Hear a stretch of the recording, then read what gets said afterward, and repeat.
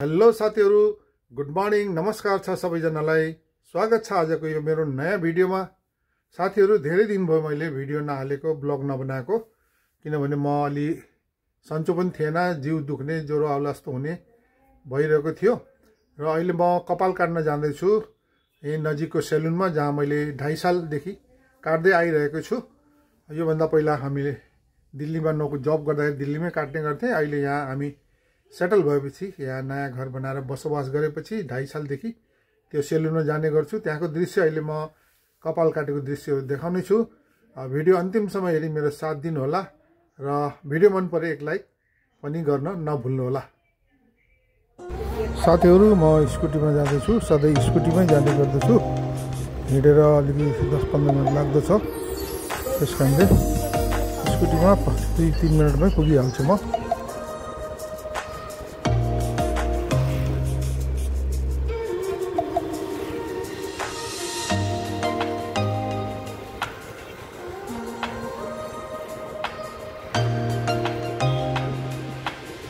साथीहरु, म अहिले सेलुन आइपुगेँ। आइपुग्दा एउटा सानो बालकको बाल काटिरहेको थियो र अहिले मेरो पालो आएको छ। तिम्रो कति भाइ हो रे? 5 भाइ हो? 5 भाइ यहाँ काम सानो छ? ए, पढ्दैछ? ए, 2 भाइले पढ्दैछ? अच्छा अच्छा।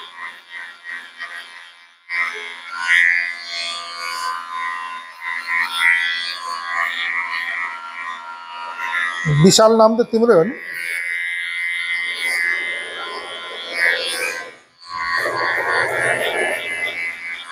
कति दिन बसेर आयो घर? 10-15-20 दिन।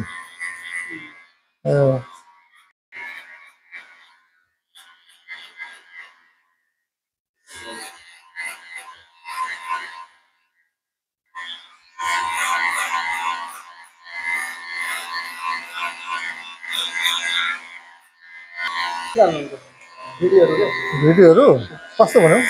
एडिट गर्नुपर्छ नि, एडिट गर्छ। एडिट गर्नु, कोही नराम्रो पनि हुन्छ, कोही राम्रो हुन्छ। एडिट गरिहाल्छु।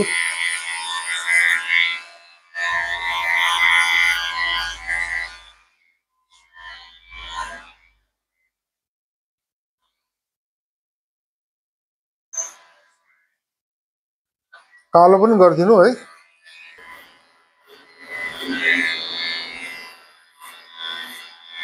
अलि राम्रोसँग कालो लगाइदिनु।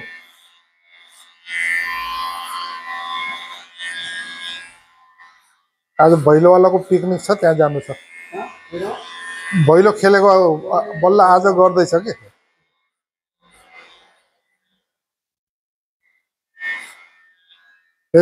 जुङ्गामा धेरै लाग्यो त रावण जस्तो देखिएला नि फेरि। ढिलो धोएन फेरि हो न? ए, अलि छिटो धुनुपर्छ।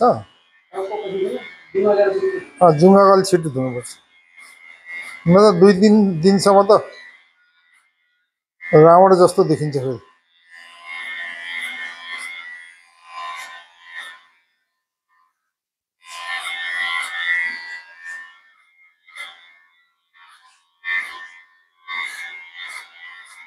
तिमी कुन चाहिँ भाइ हो? ऊ साइलो, तिमी माइलो। जेठा उही त अग्लो हो? ए, अग्लोको नाम के हो र? विजय, तिमी विशाल, विक्रम, सबै बीबाट आएको रहेछ है। विजय, विशाल, विक्रम, राम्रो रहेछ नाम तिम्रो।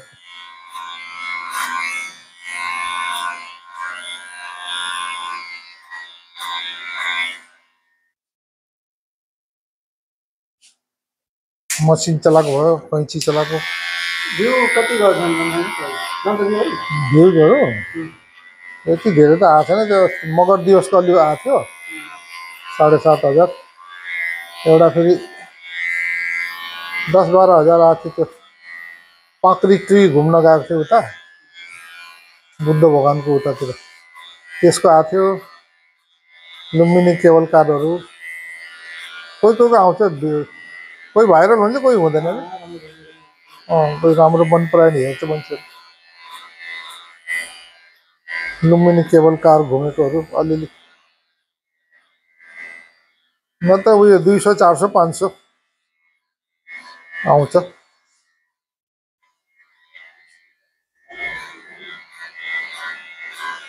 टाइम पास हुन्छ भनेर गरेको कि मैले सुरु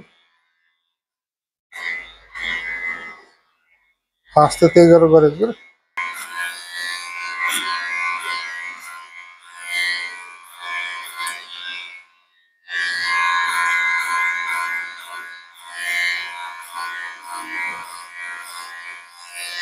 त्यो चस्मा नजिकको हो कि टाढाको त्यस्तो यो होइन यो टाउको दुख्छ नि ए टाउको दुख्छ भने डक्टरले लगा भनेको अच्छा अच्छा त्यस्तो देख्नमा केही गराउनु छैन घाँटी र टाउको दुख्छ घाँटी र टाउको नसम्बन्धी के छ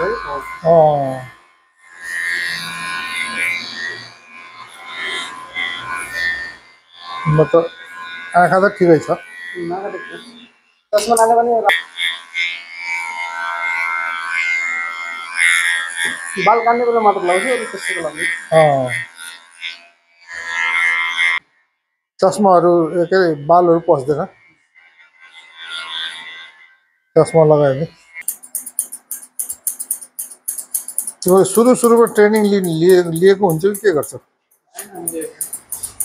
आफै सिक्ने बिस्तारै बाबाहरूले पनि गर्नुहुन्थ्यो काम हजुरबाले ए बाबाले गर्नु भएन तिमीहरूले गर्दैछ हजुरबाले आँखा देख्नुहुन्छ ए हो र गाउँमै काट्नुहुन्छ दोकान छ घरमा ए त्यहाँ हजुरबाले गर्नुहुन्छ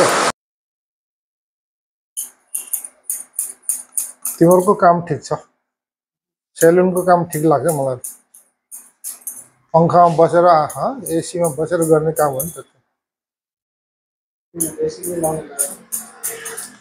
लेबर काम कति दुःख छ होइन घर बनाउने यताउता घाममा तिम्रो त मजाले पङ्खामा बसेर राम्रो लाग्छ मलाई काम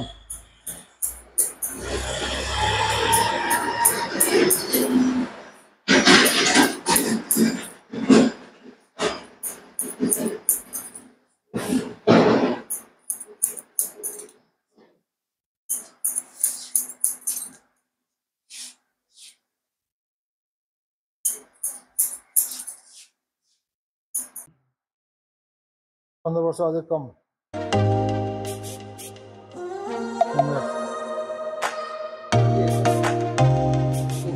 60 प्लस अब कालो लगाएर 45 को हुने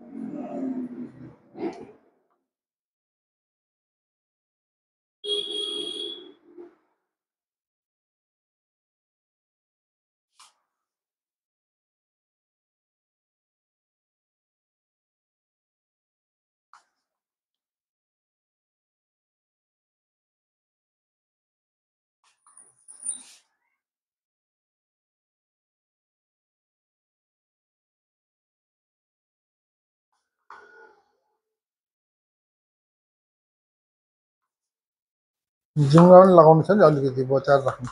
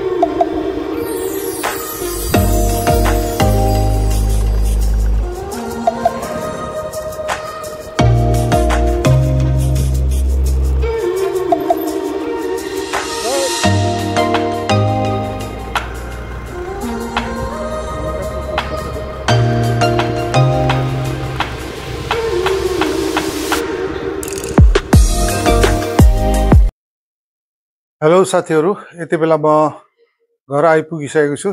कपाल काटेर बाल काटेर आज भिड पनि थिएन, विशेष खाली नै थियो। एउटा बच्चाको काटिरहेको थियो। म जाँदाखेरि एकछिन वेट गर्नु पर्यो, 10 मिनट जति, 10-15 मिनट। त्यसपछि मेरो पाला आयो अनि मेरो बाल काटुन्जेल कालो गरुन्जेल कुनै पनि कस्टमर आएन। एकदम राम्रो भयो, राम्रोसँग काटिदियो उसले, कालो पनि लगाइदियो। अहिले खुसी लागेको छ। एकछिनपछि मैले नुहाउने छु। अब हजुरहरूलाई आजको भिडियो कस्तो लाग्छ, मन परे एक लाइक गर्नु होला र मेरो च्यानललाई अझसम्म पनि सब्स्क्राइब गर्नु भएको छैन भने सब्स्क्राइब गर्न नभुल्नु होला। भिडियो अन्तिमसम्म हेरिदिनु भएकोमा हजुरहरूलाई धेरै धेरै धन्यवाद। यस्तै सपोर्ट र माया दिँदै गर्नु होला। फेरि यस्तै फरक भिडियोमा भेट हुने बाचा गर्दै बिदा लिन चाहन्छु। तबसम्मलाई नमस्ते, बाई बाई।